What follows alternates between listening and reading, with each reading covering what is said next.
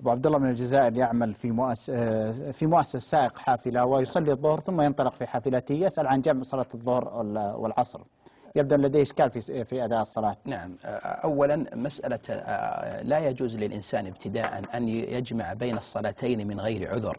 وقد روى عبد الرزاق بسند صحيح عن عمر بن الخطاب رضي الله عنه أنه قال: من جمع بين صلاتين من غير عذر فقد أتى كبيرة من كبائر الذنوب.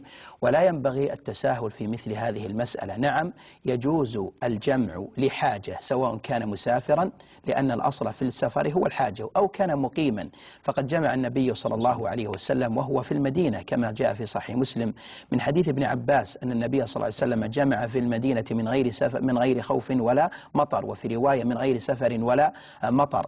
وكذلك جاء في صحيح البخاري أن النبي صلى الله عليه وسلم جمع 8 وجمع 7، يعني 8 يعني 4 الظهر و4 العصر، و7 3 المغرب و4 العشاء. فهذا يدل على أن النبي صلى الله عليه وسلم جمع.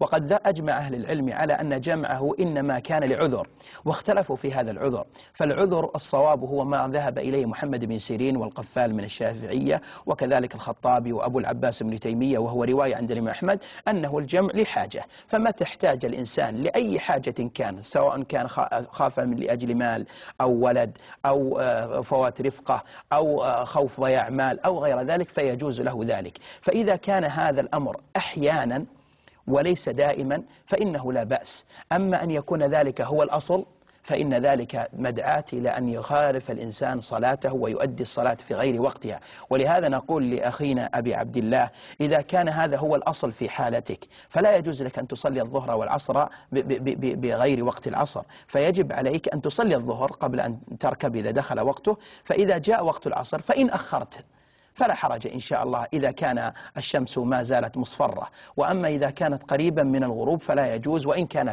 في وقتها، لما جاء في صحيح مسلم من حديث أنس بن مالك أن النبي صلى الله عليه وسلم قال: تلك صلاة المنافق، تلك صلاة المنافق، تلك صلاة المنافق، يجلس يرقب الشمس حتى إذا كانت بين قرني الشيطان قام فقرنها